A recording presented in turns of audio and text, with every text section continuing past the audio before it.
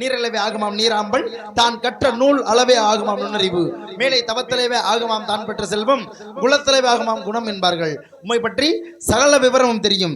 தெரிந்திருந்தாலும் கூட உங்கள் வாய்மொழி பேச வேண்டும், என்னுடைய செவிகுளிர கேட்க வேண்டும் என்று சில கேள்விகளை கேட்கிறேன். கேட்டதற்கு தகுந்தாறு போல தங்களிடமிருந்து பதில் வருமா? அருமையான ஆசீர்வாதம், பெருமையான ஆசீர்வாதம். ஒரு நார்ந்த மகிழ்ச்சியாகப்பட்ட இந்த இடத்துல ஆசீர்வாதம் வாங்கியிருக்கிறோம் அப்படின்னா இதற்கு மேற்பட்ட ஒரு சந்தோஷம் என்பது எங்களுக்கு தேவையே கிடையாது. நல்லோர்கள் வாய்மொழியால் நவிலி மொழி பொய்யாமல் இல்லை எனது உள்ள மட்டும் ஈவார்கள். நல்லோர்கள் அல்லாதவர்கள் போவா என்று ஆசை சொல்லி நாட்களித்தே இல்லை என்பார் இப்பாரிலே என்ற முறையோடு நல்லதை சொல்ல வேண்டும், நல்ல கருத்துக்களை மக்களுக்கு எடுத்து புகுத்த வேண்டும் அப்படின்ற நல்ல எண்ணத்தோடு இடத்துக்கு நீங்க வந்திருக்கிறீங்க பார்த்தீங்களா? இதுவே மிகப்பெரிய சந்தோஷம்.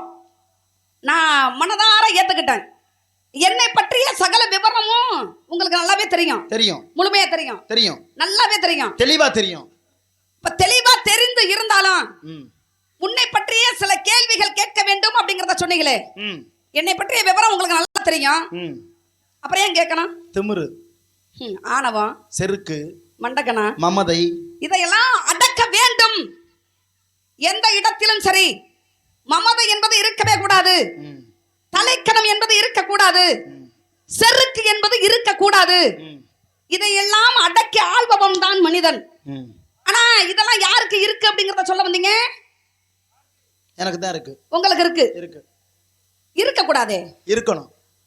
நாரத மகிழ்ச்சினா எப்படிப்பட்டவர் அப்படிங்கிறது உங்களுக்கு நல்லா தெரியும். எப்படி? பெரியவர் என்றாலே ஞானம், பெருமை, நயம், கருணை, உண்மை, அபிமானம், பொறுமை, வணக்கம், உயர் தானமுடன் சர்க்குணம், ஆச்சாரம், தகுவள்ளி, நீதி நெறிய சர்க்குணருக்கு ஒன்று என்றே சாற்றடா. சரி, இது முன்னோர்கள் வாக்கு.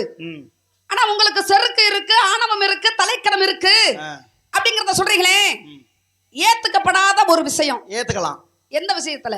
இப்ப கதை பாடல பாடிட்டு பாடுங்க, பிறகு பாடுங்க.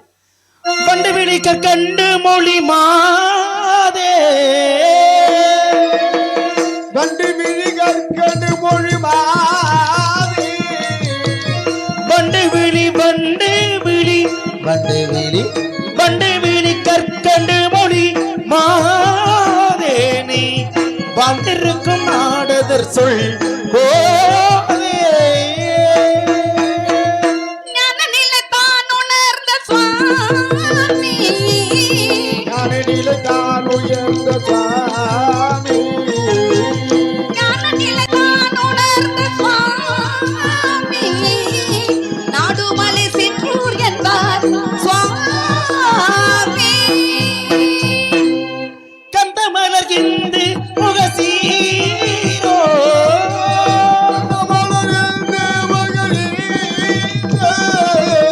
கந்தமலர் இந்து முகசீரோ, உந்தன் தந்தை தாய் பெயர் என்ன சொல் மாதே.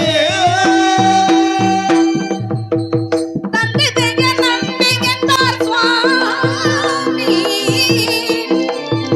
தந்தை பெயர் நம்பி என்பர் சுவாமி, தாயும் நங்கை மோகினி என்பார் சுவாமி.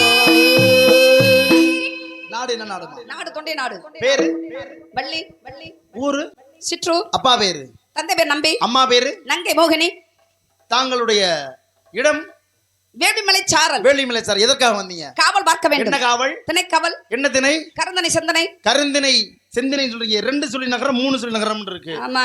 அதுல திணை என்பதற்கு தானியம் என்று ஒரு பொருள் உண்டு, அதே திணை என்பதற்கு ஒழுக்கம் என்று ஒரு பொருள் உண்டு.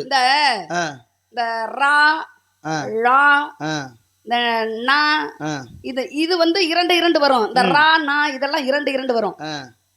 இதுல ழாங்கிறது மட்டும் 3 வரும். இதுல நீங்க சொன்னீங்க பாத்தீங்களா, திணை என்பது தானியம் ஒன்றை குறிக்கும், இன்னொரு திணை ஒழுக்கத்தை குறிக்கும். இந்த இடத்துல 2 சுழி நை போட்டோம் அப்படின்னா திணை தானியம் அப்படின்னு பொருள். இந்த 3 சுழி போட்டு திணை அப்படிங்கறத எழுதணும் அப்படின்னா ஒழுக்கம் அப்படிங்கறதையும் குறிக்கும். இப்ப நீங்க எதுக்காக இந்த திணையை பார்க்க வந்தீங்களா, அந்த திணையை காப்பாற்ற வந்தீங்களா? திணையையும் காக்க வேண்டும், திணையையும் காக்க வேண்டும். இரண்டையும் காக்கணும் அப்படின்ற எண்ணத்தோட தான் வந்திருக்கிறோம். தானியத்தையும் பாதுகாக்கணும், ஒழுக்கத்தையும் சேர்ந்து பாதுகாக்கணும். ஆமா, அப்படிங்கிறது இருக்கு நியதி.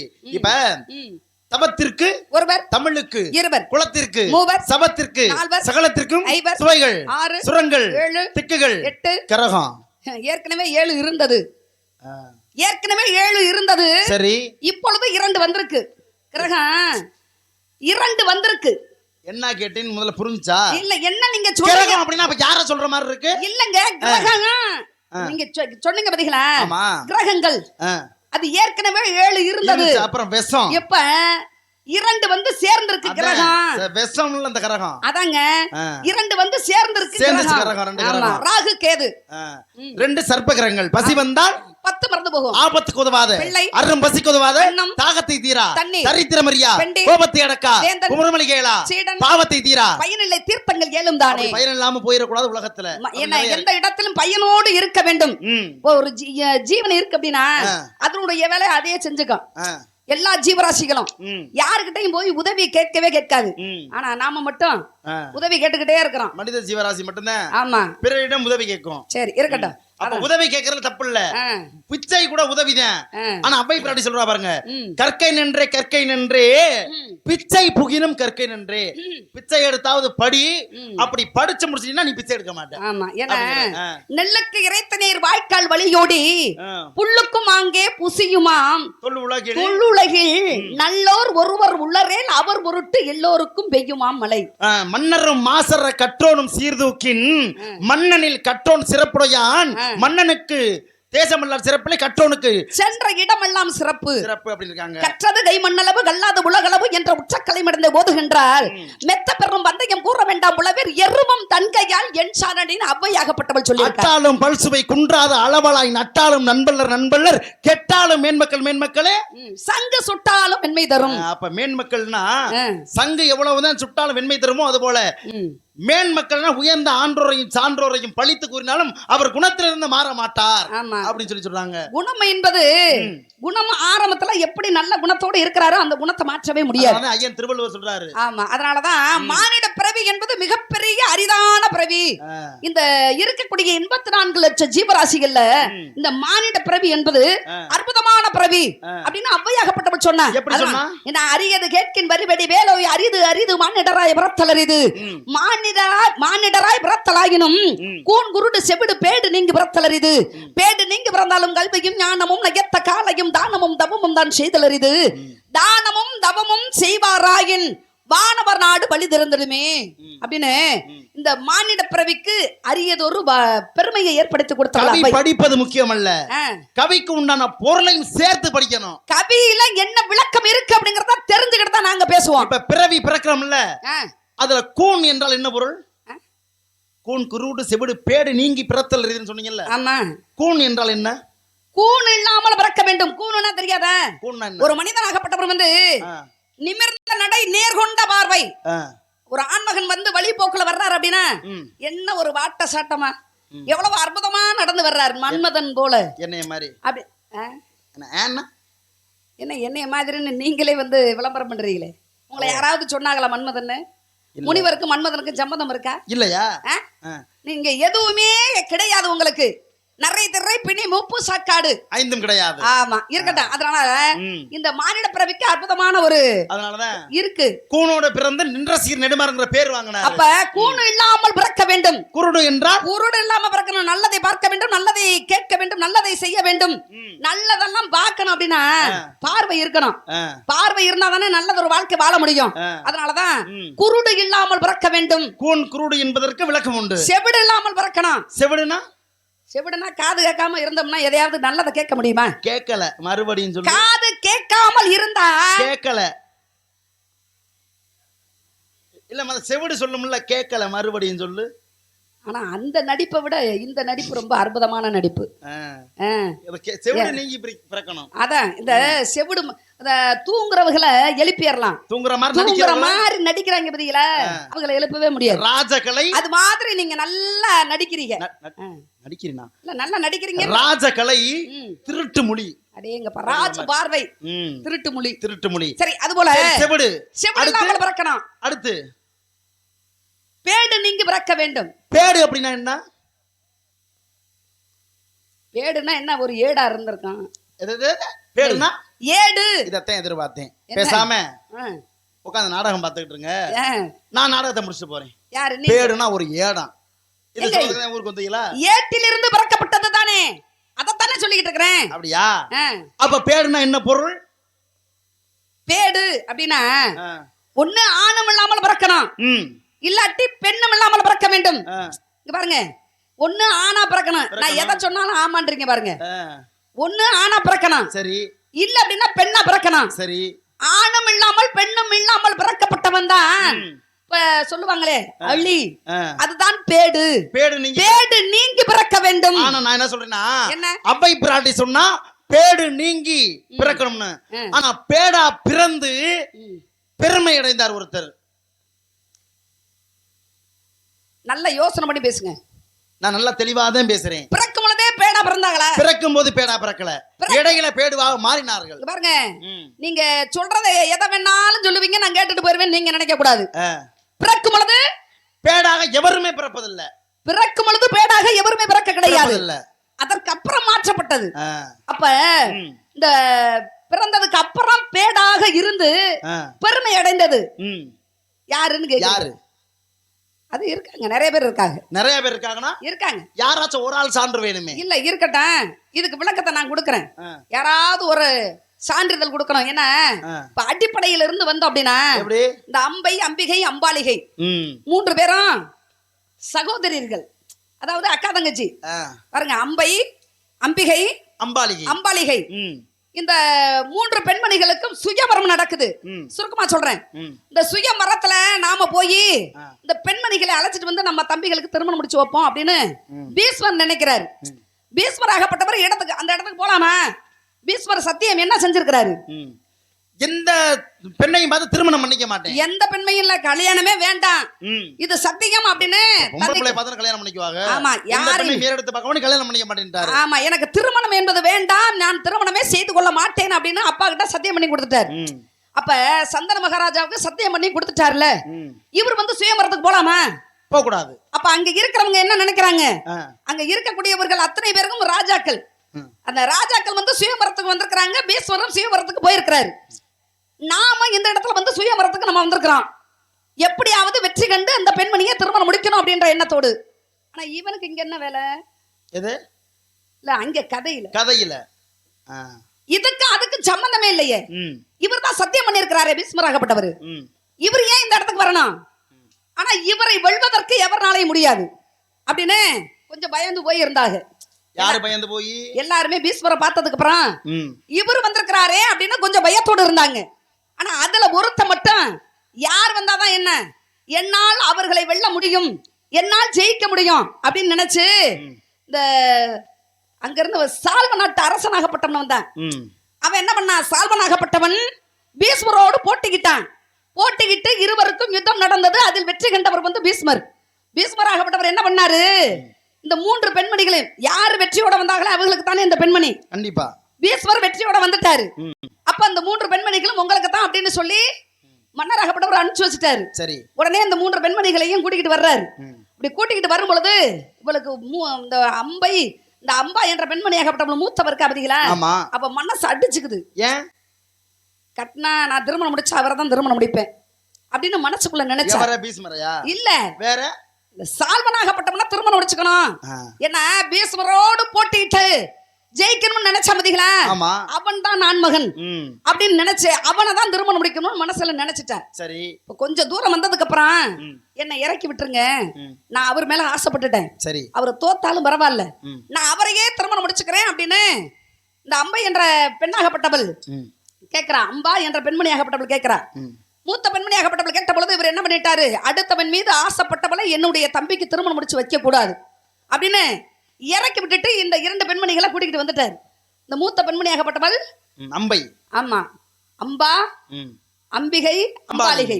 அம்பா என்ற பெண்மணியாகப்பட்டவள் தான் இந்த சால்வனாகப்பட்டவன திருமணம் முடிக்கணும்னு இங்க இருந்து போற. போய் அவன்கிட்ட கேட்ட பொழுது அவன் என்ன சொல்றான், மற்ற ஒருவன் வென்று ஜெயித்து பரிசு பொருளாக உங்களை கூட்டிட்டு போனவனே, மற்றவங்க பரிசு எனக்கு தேவையில்லை, நீ எனக்கு தேவையில்லை அப்படின்னு சொல்லி உன்னை நான் திருமணம் முடிச்சுக்க முடியாது அப்படின்னு சொல்லி அனுப்பிச்சு வச்சுட்டான்.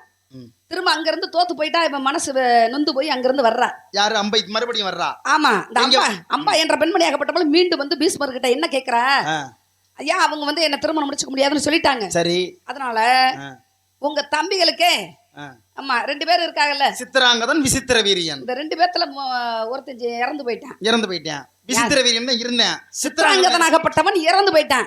அவன் ஏன் இறந்தான்? அவனுடைய நாமத்தை கொண்டவன் ஒருவன் இருந்ததுனால அவன் இறக்கப்பட்டான். ஆமா, அதனால இந்த விசித்திர வீரியனுக்கு மட்டும்தான் 2 பெண்மணிகள் திருமணம் முடிச்சு வச்சாங்க. அவனுக்கே என்னைக்கும் திருமணம் முடிச்சு வச்சிருங்க அப்படின்னு அம்பா என்ற பெண்மணியாகப்பட்டவள் சொன்னதை இவர் கேட்டுட்டு என்ன பண்ணாரு? மறுத்துட்டாரு.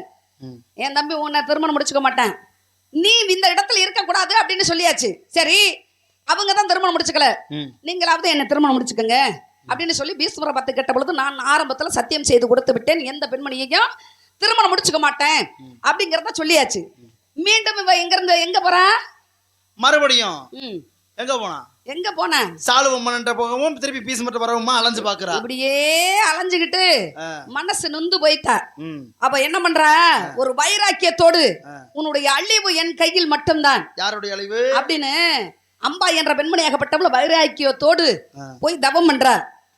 தவம் பண்ணி நீண்ட நாள்களாக தவம் செய்து அந்த இடத்தில் ஒரு கடவுளாகப்பட்டவர் காட்சி கொடுக்கிறார். எந்த கடவுள் அப்படின்றது உங்களுக்கு நல்லா தெரியும். ஆமா, குலக்கடவுள் முருகப்பெருமான் தான். முருகப்பெருமான். ஆமா, முருகப்பெருமான் காட்சி கொடுக்கிறார். ஏமா அப்ப கிருதாகத்துல நடந்தது அரிச்சந்திர கதை, திராயாகத்துல நடந்தது ராமாயணம், சரி, துவாபரயுகத்துல நடந்தது மகாபாரதம், கலியுகத்துல கண்ணை வரணும் முருகப்பெருமான். முருகன் எல்லா இடத்துலயும் வந்திருக்கிறாரு. ஆமா, எல்லா யுகத்திற்கும் வந்திருக்கிறாரு. எந்தெந்த ரூபத்துல வந்திருக்கிறாரு அப்படின்ற காரணம் இருக்கு.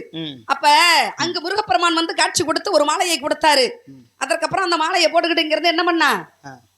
மாலையை போட்டுக்கிட்டு யார் எதிர்த்து நிற்கிறார்களோ அவர்கள் கண்டிப்பாக பீஷ்மரை வீழ்த்தலாம் சொல்லி ஒவ்வொரு ஆள்டையா தூக்கிட்டு போறா.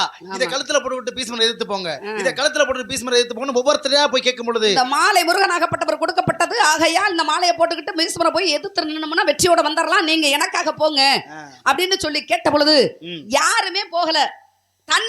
அவளே வந்து தன்னுடைய மாலையை போட்டுக்கிட்டார்.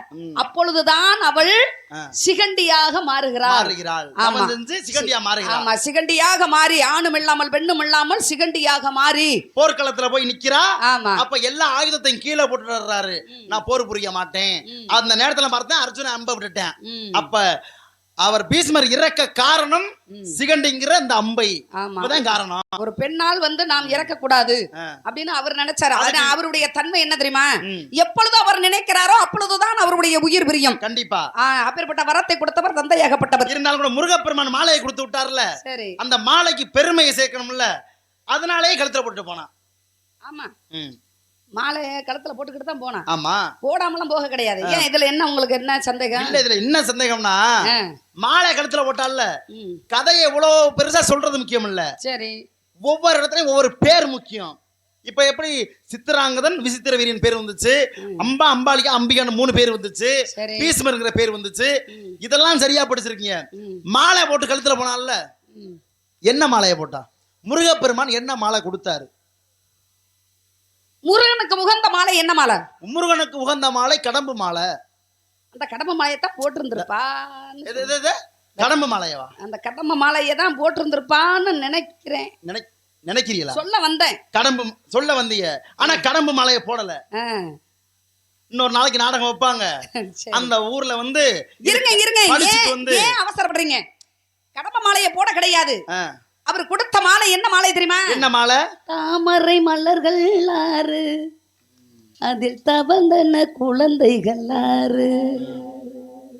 எல்லா ஊர்லயும் தாமரை வந்து ஒன்னும் வெண்தாமரை இருக்கும், இல்ல செந்தாமரை இருக்கும். ஆனா முருகன் கொடுத்தது நீல தாமரையை கொடுத்தாரு. தாமரை மலரை கொடுத்தா அணிஞ்சுக்கிட்டு போய் எதிர்த்து நின்னா அப்படிங்கிற சிறப்பு உண்டு. நீல தாமரை நீலத்தாமரை யாரும் பாத்துருக்கமா? சரி, அப்ப அங்க கொடுத்தது நீல தாமரை. ஆமா, அந்த மாலையை கொடுத்ததுக்கு அப்புறம் தான் அங்க வெற்றி கண்டால் அப்படின்ற காரணம் உண்டு. நீங்க நிறைய விவரம் பேசுறீங்க. சரி, ஒவ்வொரு இடத்துக்கும் ஒவ்வொரு பெருமையும் உண்டு. ஆரம்பத்துல இருந்தது, இப்ப இருக்கிறது என்ன நாடு? இப்ப இருக்கிறது இது என்ன நாடு? இது தொண்டை நாடு. இது தொண்டை நாடு. இந்த தொண்டை நாடு மட்டும் தான் இருந்ததால் அந்த ஆரம்பத்துல எத்தனை நாடுகள் உண்டு? ஆரம்பத்தில் இருந்தது 3 நாடுகள் மட்டுமே. என்னென்ன நாடு? சேர நாடு, சோழ நாடு, பாண்டிய நாடு. சேர நாடு, சோழ நாடு, பாண்டிய நாடு. 3 நாடுகள். சேர நாடு வேலமுடைத்து, சோழ நாடு சோறுடைத்து, பாண்டிய நாடு முத்துடைத்து, தொண்டை நாடு. எங்க வாத்தியார் பாடம் கொடுக்கும் பொழுது இங்க பாருங்க, இங்கிட்டு கொக்க விட அங்கிட்டு திருப்பி போட்டுருந்தாரு. இங்க பாருங்க, சரியா? தொண்டை நாடு. இங்க பாருங்க, சேர நாடு, சோழ நாடு, பாண்டிய நாடு. இதுல தொண்டை நாடு எங்க நாடு? ஆ. இது இந்த தொண்டை ஒவ்வொரு நாடு இடத்துக்கும் இருக்குல்ல? ஒவ்வொரு பெருமை உண்டு. தொண்டை நாடு இருக்குல்ல, ஆமா. தொண்டை நாடு பாண்டிய நாட்டிலிருந்து பிரிக்கப்பட்டதா ம். இல்ல சேர நாட்டிலிருந்து பிரிக்கப்பட்டதா இல்ல சோழ நாட்டிலிருந்து பிரிக்கப்பட்டதா? இப்ப சொன்னீங்க பாத்தீங்களா? எப்படி? சேர நாடும் கிடையாது, ம். பாண்டிய நாடும் கிடையாது, ஆ. சோழ நாட்டில் இருந்து பிரிக்கப்பட்டதுதான் எங்களுடைய நாடு தொண்டை நாடு. தொண்டை நாடு. ஆமா. எத்தனை காதவழி தூரம்? 20 காதவழி தூரம். 20 காதவழி தூரம். யாருக்கு பிரித்து கொடுத்தார்? ஆ. திரையன் என்பவருக்கு. ஆமா. ஆதனுடைய சக்கரவர்த்தி ஆண்டதால் ஆ. தொண்டை நாடுங்கிற ஒரு பெயர், காரண பெயர் உண்டு. சரி. இதெல்லாம் இருக்கட்டும். ம். இப்ப ஒவ்வொரு நாடும் ஒவ்வொரு சிறப்புன்னு சொன்னோம்ல, உண்டு. நான் சொன்னேன்ல, ஆமா. தொண்டை நாட்டுக்கு சிறப்பு. அதான் தொண்டை நாடு சான்றோர்கள் உடைத்து. ஆ? தொண்டை நாடு சான்றோர்கள் உடைத்து. சான்றோர்னா யாரு? சான்றோர்னா அறிவாளிகள். அறிவாளினா யாரு? அறிவாளினா என்ன? அறிவாளினா தெரியாதா? சான்றோர்னா அறிவாளின்னு சொல்றீங்கல்ல, ஆமா. அறிவாளினா யாரு? அறிவு நிறைந்த பகுதி எங்களுடைய நாடு தொண்டை நாடுன்றேன். அறிவுனா ஆ. கேள்வி ஞானமும் ஒரு அறிவுதான், சரி. கற்றலும் ஒரு அறிவுதான். ஆமா. எந்த அறிவாளி? படிச்சு தெரிஞ்சுக்கிறத விட ஆ. பார்த்து அனுபவத்தோடு தெரிஞ்சுக்கிறாங்க பாத்தீங்களா? ம். அதுதான் மிகப்பெரியது. செல்வத்துள் செல்வம், செவிச்செல்வம், அச்செல்வம். செல்வத்துள் எல்லாம் தலை. அப்ப செவி செல்வம் கேட்ட கற்றலை விட கேட்டலை நன்று. சரி. அப்ப நிறைய கற்கணும். அப்படி கற்றவர் தான் ம். அறிவாளி. அதே போல இப்ப நீங்க சொன்னீங்க பாத்தீங்களா? எப்படி? அந்த செல்வம் தான் பெரியது. அந்த செல்வம் அறிவு நிறைந்த செல்வம். அந்த செல்வம் நிறைந்த நாடு எங்களுடைய நாடு தொண்டை நாடு. அப்ப செவி செல்வம் நிறைந்த நாடு ம். தொண்டை நாடு. சரி. மற்ற நாடெல்லாம் ஏன் மற்ற நாடெல்லாம் இல்லைன்னு நான் சொல்ல வரலையே. இல்லன்னு நிறைந்த நாடு நீங்க முதல்ல அதை தெரிஞ்சுக்கங்க. எப்படி? நிறைந்த நாடு எங்களுடைய நாடு தொண்டை நாடுன்றேன். நிறைந்த நாடுனா மத்த நாள் நிறையாம என்ன பாதியில இருக்குதா? பாதியில இருக்கு. இப்ப நீங்க சொன்னீங்களே ஆ. ஒவ்வொரு இடத்துக்கும் ஒவ்வொரு பெருமைன்னு. சரி. பாண்டிய நாடு முத்து உடைத்து. ஆமா. பாண்டிய நாடுனா எதை குறிக்கும்? பாண்டியனா மதுரை என்பதி. மதுரை என்பதி. 3 சங்கம். மதுரை முத்துனா ஆ. கடல்ல இருந்து எடுக்கப்படுறதுதான் முத்து. ஆமா. இந்த முத்து வந்து தூத்துக்குடி மாவட்டத்தில் இருக்கக்கூடிய கடலில் இருந்து எடுக்கிறாங்க. ம். ஏன் அங்க மட்டும்தான் முத்து கிடைக்குதா? இல்ல, மற்ற இடங்கள்ல மற்ற கடல்கள்ல முத்து கிடைக்கலையா? மற்ற இடத்துல கிடைக்கும், ஆனா குறைவா கிடைக்கும். குறைவா இருக்குல்ல. ஆ. அப்ப அதிகபட்ச முறையில் அந்த முத்துக்கள் விநியோகம் பண்ணக்கூடிய இடம் வந்து பாண்டிய நாடு. ஆமா. அப்ப அதிகமா எங்க விநியோகம் பண்றாங்க? அது மதுரை என்பதில பாண்டிய நாட்டுல. பாண்டிய நாடு. ஆ. மதுரை தானே சொல்றோம். ஆமா. ஏன் மற்ற இடத்துல முத்து கிடைக்குதுல்ல? கிடைக்குது. மற்ற இடத்துலயும் முத்து வந்து விநியோகம் பண்றாங்கல்ல. ம். ஏன் அந்த இடத்த சொல்றது? ஏன் பாண்டிய நாட்டை மட்டும் சொல்றோம்? சோழவள நாடு சோறு உடைத்துன்றான். ஆமா. சோழவள நாடு சோறுடைத்து. சோறு உடைத்து. ஆ. மற்ற எல்லா இடங்களில் மட்டும் எல்லா இடங்கள்ல தான் விவசாயம் நடக்குது. ஆமா. அப்ப விவசாயம் நடக்கிற இடத்தை பூரா சொல்லலாம்ல. ஏன் பாண்டிய ஏன் சோழவள நாடு சோறு உடைத்து ஏன் அந்த நாட்டை மட்டும் சொல்றோம்? ஏன்னா மிகுதியான நெற்களஞ்சியம் எதுன்னு கேட்டா அது சோழ நாடு. அப்ப அதிகபட்ச முறையில் எது எங்க கிடைக்கிறதோ அதை மட்டும் தானே சொல்ல முடியும். இப்ப நீங்க என்ன சொல்ல வர்றீங்க? அதிகமாக எங்க கிடைக்குதோ அதுதான் வந்து அந்த நாட்டை வந்து உடைத்து அது அப்படி சோழவள நாடு சோறு உடைத்து. இப்ப நீங்க சொல்ற மாதிரி உங்க கணக்க பார்த்தா ஆ. இங்க எல்லாம் அதிகமா கிடைக்குது, எங்க நாட்டுக்குள்ள அதிக அறிவாளி இருக்கான்னு சொல்ற மாதிரி இல்ல. ஆமா, மற்ற நாட்டை காட்டிலும் எங்களுடைய நாடு அறிவு நிறைந்த நாடுன்ற. ஏமா 3 சங்கங்கள் வைத்து நடத்தி ஆ. 3 சங்கங்களை வைத்து தலைமை தாங்கிய புலவர்களும் ஏன் சிவனே தலைமை தாங்கினாரு, அகத்தியரே தலைமை தாங்கினாரு, நக்கீரரே தலைமை தாங்கினாரு. முதற் சங்கம், இடைச்சங்கம், கடைச்சங்கம்ன்ற 3 சங்கங்களை வைத்து நடத்துறாங்க. முதற் சங்கம் தென்மதுரை, இடைச்சங்கம் கபாடாபுரம், 3வது சங்கம் தற்போது இருக்கக்கூடிய மதுரை என்பதி. சரிங்களா? அங்கெல்லாம் நிறைய புலவர்கள் இருந்தாங்க, நிறைய நூல்கள் எழுதப்பட்டது. ஓ நாட்டுக்குள்ள ஏதாச்சும் ஒரு நூல், ஒரு புத்தகம் சான்று சொல்ல முடியுமா? சொல்லி முடிச்சிட்டீங்களா? காதுல கேட்டு பேசி முடிச்சிட்டீங்களா? காதுல கேட்டு ஏதாவது ஒரு சான்று சொல்ல முடியுமா அப்படின்றீங்க. தொட்டனை தூரும் மன்னர்க்கே நீ மாந்தர்க்கு கட்டனை தூரும் அறிவு யாகாவராயினும் நாகாக்க காவாக்க சோகாப்பர் சொல்லிலுக்கு பட்டு அகழ்வாரை தாங்கும் நிலம் போல தம்மை இகழ்வார் பொறுத்தல் தலை. இதெல்லாம் என்னது? இது இப்ப நம்ம 2 பேரும் பேசணுமே. உலக பொதுமறை என்று சொல்லக்கூடிய திருக்குறள், திருவள்ளுவன் கொடுத்த நூல் திருக்குறள். ஆமா. இந்த திருக்குறள் இப்ப சொன்னீங்க பாத்தீங்களா? உலக பொதுமறை நூல். சரி. உலகத்திற்கே பொதுமறை நூலாக எடுத்து கொடுத்தவன் திருவள்ளுவர். அவர் கொடுத்தது எத்தனை திருக்குறள்? 1330 குறள். அது மட்டும் தானா கொடுத்தாருன்னு சொல்ல மாட்டேன். இல்ல 1330 திருக்குறள் மட்டும் தானான்றேன். கிடைச்சது 1330 குறள் மட்டும் தான். ஆனா எவ்வளவு கொடுத்தாரு அப்படின்றது தெரியாது. நமக்கு கிடைத்தது 1330 மட்டும் தான். ஏராளமான ஏடுகளை எழுதினாரு. இப்ப இன்னும் 2000 ஆண்டுகள் வந்தாலும் சரி, ஏன் 10,000 ஆண்டுகள் வந்தாலும் சரி, 20,000 ஆண்டுகள் வந்தாலும் சரி, 50,000 ஆண்டுகள் வந்தாலும் சரி, எத்தனை ஆண்டுகள் வந்து கடந்து கொண்டே வந்தாலும் சரி, அத்தனை ஆண்டுகளுக்கும் வரக்கூடிய மக்களுக்கு எடுத்து கொடுக்கக்கூடிய கருத்துக்களை சரியான முறையில் 1.25 அடியில கொடுத்தவன் நான் திருவள்ளுவன். அவர் பிறந்த நாடு எந்த நாடு? பாண்டிய நாடு இல்ல, தொண்டை நாடு. அவர் பிறந்த நாடு எங்களுடைய தொண்டை நாடு. இப்ப பாருங்களே, இப்ப நீங்க பெரியாளா, நீங்க எல்லாம் அவரவர் பாடியது அவர் ஒரு நாட்டை பற்றி. சரி, அவரை காப்பாற்ற வேண்டும் என்பதற்காக அவரவரை பெருமைப்படுத்தி பாடியது மட்டும்தான். ஆனா உலகத்திற்கே பொதுமறை நூலாக கொடுக்கப்பட்டவர் தான் திருவள்ளுவர். திருக்குறள் கொடுத்தார். இதுதான் உலக பொதுமறை. அவர் பிறந்த நாடு எங்களுடைய நாடு தொண்டை நாடு. அதே திருவள்ளுவர் பிறந்து திருவள்ளுவர் எழுதினார்ல 1.25 அடியில திருக்குறளை, 1.25 அடியை திருக்குறளில் எழுத வேண்டும் என்றால் வெண்பாவில் அமைத்து எழுத வேண்டும். வெண்பா என்பது 4 அடி வரையறை கொண்டிருக்க வேண்டும். அறிவாளி அறிவாளி அறிவாளி சிறந்த நாடுன்னு சொன்னீங்கல்ல, ஏன் அந்த திருவள்ளுவர் எழுதின அந்த 1.25 அடி கொண்ட திருக்குறளை ஏத்துக்கிற அறிவாளியே ஓ நாட்டுல இல்ல. ஏத்துக்கிற அறிவாளி எங்க நாட்டுல இல்லங்கிறது ஏத்துக்கிட்டாங்க இன்னொரு இடத்துல. இங்க பாருங்க, கொடுத்தது யாரு அத மொத சொல்லுங்க. ஏத்துக்கப்படவில்லை அவங்களுக்கு தெரியல, அவங்களுக்கு தெரியல, அதனால அவங்களுக்கு ஏத்துக்கப்படவில்லை. ஆமா, இது வந்து 1.25 அடியில இருக்கே. ஆமா, ஆனா 4 அடி வேணுமே. இவர் பாதியில நிப்பாட்டுறாரு, அரங்கேற்றம் பண்றாரு, யாருமே ஏத்துக்கல. ஆனா ஒரே ஒரு பெண்மணியாளின் துணை தேவைப்பட்டது. யாரு தெரியுமா? அதான் அறம் செய்ய விரும்பு எழுதினால யாரு? கலைவாணி தான் பெற்ற இரு பெண்ணை மன்னம் கொண்ட கல்யாண மணவாளனே. கலைவாணியுடைய அனுக்கிரகம் வேணும் தான். ஆனா கலைவாணியுடைய அனுக்கிரகம் வேண்டும் என்றால் கூட்டிட்டு போன இன்னொரு பெண்மணி. 2 பேரும் பேசாம மதுரைக்கு போயிருவோமா அப்படின்னு யார் சொன்னது? அவை பிராட்டி பார்த்து சொல்றா. யார? திருவள்ளுவர. இங்க யாருமே ஏத்துக்கல நம்ம 2 பேத்தையும், பேசாம 2 பேரும் மதுரை போயிருவோம் அப்படின்னு திருவள்ளுவரை கூட்டி கொண்டு போய் எங்க கொண்டு போனாரு? மதுரைக்கு கொண்டு போயாச்சு. அங்க கொண்டு போனா மதுரையிலையும் ஏத்துக்கல. அதனால எழுதிய ஏட்டு சுவடிகள் அனைத்தையுமே பொற்றாமரை குளத்துக்குள்ள கொண்டே போட்டாச்சு. பொற்றாமரை குளம் எங்க இருக்கு? மதுரையில தான் இருக்கு. மதுரையில எந்த கோயில்ல இருக்கு? அழகர் கோயில்ல இருக்கா, இல்ல பாண்டி முனீஸ்வரர் கோயில்ல இருக்கா, இல்ல தாயுமானவர் சுவாமி கோயில்ல இருக்கா? பொற்றாமரை குளம் எங்க இருக்கு? பொற்றாமரை குளம் பாண்டிமணி கோயில பத்தியா? வள்ளி திருமணம் எங்க? மதுரை எம்பதிக்குள்ள மீனாட்சி அம்மன் கோயில்ல பொற்றாமரை குளம் உள்ள கொண்டு போய் அனைத்து சுவடிகளையுமே போட்டாச்சு. போட்ட சுவடி என்ன பண்ணணும்? ஒண்ணு தண்ணிக்குள்ள உள்ள போயிடணும். நான் எழுதியது வெண்பாவானால் கலைவாணி தாயே நீ ஏற்றுக்கிட்ட அப்படின்னா போட்ட சுவடிகள் அனைத்துமே என்ன பண்ணணும்? மீண்டும் கைக்கு வர வேண்டும் அப்படின்னாங்க. அப்ப கலைவாணி தாயை ஏற்றுக்கொண்டுதான் கொண்டு வந்து கொடுத்தா 1330 குறள. கலைவாணியாகப்பட்டவள் ஏற்றுக்கொண்டால் அப்படின்னா அந்த தாமரை மலர்கள்ல ஏடுகள் அத்தனையும் வந்தது. சரி, அதனால அவ ஏத்துக்கிட்டாங்க. உலகத்துல யாரு ஏத்துக்கிட்டாலும் பரவாயில்ல, ஏத்துக்காவிட்டாலும் பரவாயில்ல, கலைவாணி தாயினுடைய அனுக்கிரகம் வேணும். கலைவாணி இல்லை என்றால் அவளுடைய அனுக்கிரகம் கிடைக்காததுனாலதான் ஒட்டக்கூத்தராகப்பட்டவர் கொடுத்தது வெளிவரவில்லை. கலைவாணியுடைய அருள் கிடைக்காததுனால ஒட்டக்கூத்தர் கொடுத்தது வெளிவரவில்லை. அந்த கலைவாணியுடைய அருள் கிடைத்த ஒரே காரணத்தினால் கம்பர் கொடுத்தது வெளிவந்தது. பாலகாண்டம், அயோத்திய காண்டம், ஆரண்ய காண்டம், கிஷ்கிந்த காண்டம், சுந்தர காண்டம், யுத்த காண்டம் இதுவரையும் கொடுத்தவர் யாரு? கம்பர். கம்பர் கவி சக்கரவர்த்தி கம்பராகப்பட்டவர் கொடுத்தார் 6 காண்டம்.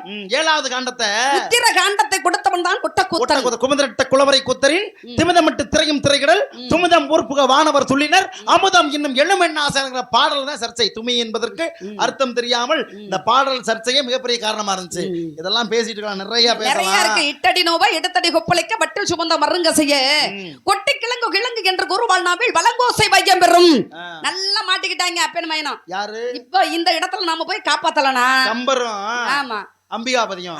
தண்ணீரும் காவிரியே தார்வேந்தன் சொல்லனே மன்னாவதும் சோழ மண்டலமே அப்பெண்ணாவால் அம்பேர் சிலம்பி அரவிந்தத்தால் அணியும் செம்பர் சிலம்போ சிலம்பி என்ற பெண்ணுக்கு பெருமை கொடுத்தால் அத்தையாகப்பட்டவங்கிற பெண்ணுக்கு இங்க பாருங்க, அதுலயும் 2 அடி, இதுல ஒவ்வொரு 2 அடி வந்து மகனாகப்பட்டவர் பாடினார், அம்பிகாபதியாகப்பட்டவர் முதல்ல பாடினார். இட்டடி நோவா எடுத்தடி கொப்பளிக்க வட்டில் சுமந்த பருங்க செய்ய. அதற்கப்புறம் கம்பராகப்பட்டவர் கலைவாணியாகப்பட்டவளை பார்த்து பாடுகிறார். கொட்டிக்கிழங்கு விற்கும் பெண்ணாக திருவள்ளிய போகும் பொழுது அப்ப அவளை பார்த்து பாடுவது போல கம்பராகப்பட்டவர் பாடுறார். கொட்டி கிழங்கு கிழங்கு என்று குருவாழ்நாவில் வலங்கோசை வையமரும் அப்படின்னு அவர் பாடுறாரு. அதுபோல இந்த இடத்துல கம்பராகப்பட்டவர் வந்து 500 பொற்காசுக்காக பாடுகிறார். யாருக்கிட்ட? சிலம்பிங்கிற பெண்ணுகிட்ட. 1000 பொற்காசுக்கு மட்டும்தான் ஒரு உதவி பாடல் பாடுவேன், ஆனா 500 பொற்காசுக்கு பாடல் பாட மாட்டேன்னாரு. அப்பதான் நீ கொடுத்தது 500 பொற்காசு, அதனால 2 வரி மட்டும் பாடிக்கிறேன், அதனால அரை பாட்டு பாடுறேன் அப்படின்னு தண்ணீருங்கா பெருகிய தார் வேந்தும் சோழனை மண்ணாவதும் சோழ மண்டலம் பெண்ணாவால் அம்பையர் சிலம்பே அரவந்த தளரையும் செம்பர் சிலம்பே சிலம்புன மத்த 2 அடியை கொடுத்தது யாருன்னு கேட்டா அவ்வை பிராட்டி. அவ்வையாகப்பட்டவள் கூழுக்காக பாடினால் பசியோடு வர்ற, காசுக்கு பாடுறவர் கம்பரு, கூழுக்காக பாடியவள் அவ்வை. வெட்டி பாடவும் ஒட்ட பாடவும் பிறந்தவர் ஒட்ட கூத்தரு, கருணைக்கு பாடுறவர் அவர் தான் முருகனுக்காக பாடினார் அருணகிரியார், கருணை கருணையா பாடியிருப்பாரு. ஆமா, திருத்தணையில் உதித்தருளும் ஒருத்தன் மல்லை விருத்தன் என்ன உள்ளத்தில் ஒரே கருத்தன்மையில் நடத்த குகன் வேலை அப்படின்னு பாடினாரு. நிறைய உண்டு. அது வேல் விருத்தம், மகிழ் விருத்தம், இது வந்து வேல் மாறல், வேல் மாறல் அப்படின்னு ஒவ்வொரு சிறப்புகளை கொடுத்தாரு. திருவாசகத்திற்கு உருகார், ஒரு வாசகத்திற்கு முருகார். சமயக்குறவர்கள் 4 பேர்னா அப்பர் சுந்தரர், திருஞான சம்பந்தர், மாணிக்க வாசகர் 4 பேருமே சிறப்பு பெற்றவர்கள். ஆனா மாணிக்க வாசகருடைய பாடல் மட்டும்தான் பாடும் பொழுது உருக இருக்குமா. இறைவனை தலைவியாக நினைச்சு பாடுவாரு, இறைவனை காதலனாக நினைச்சு பாடுவாரு, தன்னை காதலனாக நினைச்சு பாடுவாரு. இப்படி உள்ள முருக வைக்கக்கூடிய நூல் எதுன்னு கேட்டா அது திருவாசகம். இந்த உலகத்திலேயே எதிர்வாதம் பேச முடியாத நூல்னா 2 நூல். ஒன்னு திருக்குறளை படிச்சுட்டு திருக்குறளுக்குள்ள எதிர்வாதம் தப்புன்னு சொல்லி பேச முடியாது. அதுபோல அருணகிரியார் இயற்றிய இன்னொரு நூலையும் திருப்புகளுக்கு எதிர்ப்புகள் இந்த உலகத்திலே இல்ல. திருப்புகளை எதிர்த்து பேசக்கூடிய இன்னொரு நூலை படிச்சு வந்து திருப்புகளை எதிர்த்து பேச முடியாது. அவ்வாறு சிறப்பு பெற்ற நூல்கள் இந்த மாதிரி 2 நூல்கள் இருந்த போதும் கூட பருவம் எத்தனமா? இளவகை பருவம். என்னென்ன பருவம்? பேதை, பதுமை, மங்கை, மடந்தை, அறிவை, திறமை, பேரிளம்பன். தாங்கள் அடைந்திருக்கக்கூடிய பருவம் மங்கை பருவம். தாங்கள் அடைந்திருக்கக்கூடிய பருவம். பாட்டை போட்டு விடுங்க. நீங்க தான் என்ன கேட்கிறாரு, பாட்டை போட்டு விடுங்க. தாங்கள் அடைந்திருக்கக்கூடிய பருவம் மங்கை பருவம்ன்றேன். மங்கை பருவம். தாங்கள் அடைந்திருக்கக்கூடிய பருவம் மங்கை பருவம். எல்லாரும் சொல்றாங்க, என்னன்னு நம்மளும் மங்கை பருவம் சொல்லுவோம், ஊர் மக்களும் ஏத்துக்குவாங்க. பாருங்க வந்திருக்கவரும் இப்ப மணி என்னன்னு கேட்டா சரியா 4 மணி அப்படின்னு சொல்ல முடியுமா? முடியாது. 4 மணின்னு சொல்ல முடியாது. ஏன்னு கேளுங்க, 3:55, 3:45. இல்ல நான் பேச்சுக்கு சொல்லிக்கிட்டு இருக்கிறேன், நீங்க உண்மையான அதாவது நேரத்தை சொல்ல வேண்டாம். அதாவது 1 மணி 2 மணி இதுக்குள்ள 1:30 இல்ல மணி என்னன்னு கேட்டா 1:30 அப்படின்னு பாக. அப்ப அதுக்கப்புறம் சரி கொஞ்ச நேரம் கழிச்சு கேட்டோம்னா 1:40 அப்படின்னு சொல்லுவாங்க. அப்ப இடைப்பட்ட காலமா அப்படின்றது ஒண்ணு இருக்குல்ல. மங்கை பருவத்துக்கு மடந்தை பருவத்துக்கு இடைப்பட்ட பருவம். அந்த இடைப்பட்ட பருவம் தான் எனக்கு நடந்துகிட்டு இருக்கு. இடைப்பட்ட பருவத்துக்கு பேர் இருக்குல்ல, அதுதான் யுவதி பருவம். அப்ப யுவதி பருவம். இந்த பருவத்தின் உருவத்துக்கு தகுந்தார் போல நல்ல ஒரு மணவாளன் புருஷனை பார்த்து வந்திருக்கேன். சரி நீ ஏத்துக்கிட்டு பேசாம வாப்பு. நம்ம என்ன இருங்க மணவாளனை பாத்தீங்களா, புருஷனை பாத்தீங்களா? புருஷனை மணவாளனாக பார்த்து வந்திருக்கேன். இங்க பாருங்க, புருஷனை மணவாளனா பாத்தீங்கல்ல, அந்த புருஷன் யாரோட புருஷன்? தெய்வயானை புருஷன். கந்தன், கடம்பன், கார்த்திகேயன், செந்தூரன், குகன், சண்முகன், சராசரன், ஆறுமுகன் இவ்வாறு பல நாமங்களை பெற்ற முருகப்பெருமான் குல கடவுளை தான் பார்த்து வந்திருக்கேன். வேலுண்டு வினையில்லை, மயிலுண்டு பயமில்லை, குகனுண்டு குறைவில்லை முருகா. அப்ப அந்த குகன் உண்டு குறை இல்லாம, கந்தன் உண்டு கவலை இல்லை முருகா முருகா முருகா அப்படின்னு ஏத்துக்கிட்டீங்க. மனசார அவரை வந்து கடவுளா நினைச்சிருக்கேன். அப்ப கணவனா ஏத்துக்கலையா? கடவுளா நினைக்கவே முடியாது. தெய்வத்தை எப்படி புருஷனா நினைக்க முடியும்? ஏமா தெய்வத்தை புருஷனா நினைத்தவர்கள் நிறைய உண்டு. அவங்களுக்கு பிடிச்சிருந்துச்சு, அவங்க நினைச்சாங்க. எனக்கு பிடிக்கல, தெய்வமா மட்டும் தான் நினைச்சிருக்கேன். உனக்கு பிடிக்காட்டியும் பரவாயில்ல, நான் நாரதர் சொல்றதால நீ ஏத்துதான் ஆகணும். உங்களுக்கு பிடிக்கிறதுனால நான் ஏத்துக்க முடியாது. அப்ப நான் சொல்றத கேட்க முடியுங்கறியா முடியாதுங்கறியா? முடியாதுங்கற ஒரே காரணத்தாலே அல்லும் பகலும் இந்த அவசகரை விடுத்து, பகலும் இந்த அவசகரை விடுத்து, அல்லும் பகலும் இந்த அவசகரை விடுத்து, அவனுக்கு ஒரு தலகி இருப்பாய் செவி மடுத்து சொல்லும் என் வார்த்தை கேளமா. இவரசை செல்லாது போ கச்சு மத்தான அந்த இவரசை செல்லாது போ யான தப வேண்டாம் புனைந்து வந்தவரே, பொய்யான தப வேண்டாம் புனைந்து வந்தவரே, உமையன் போச்சு பல்பு மங்கைட்டு மாறதரே, கைவரசை செல்லாது போ. உனக்காகவே நான் சொன்னேன் போககித்த சினம் ஏ, உனக்காகவே நான் சொன்னேன் போககித்த சினம் ஏ, கட்டிசி மாட்டி உன்னை காட்டி மன முடிப்பு சொல்லும் என்பதை கேளமா. எனக்கு பறிந்து கொண்டு இசைக்க வந்தது போதும், எனக்கு பறிந்து கொண்டு இசைக்க வந்தது போதும், இனிப்புறத்து நிற்காமல் எங்கேனும் போய் போதும், கைவரசை செல்லாது போ. வேறொருவரும் இல்லை மேதையிலும் சொந்தம், ஆறுமுகனை சதாயாரை வாய பிரமானந்தம்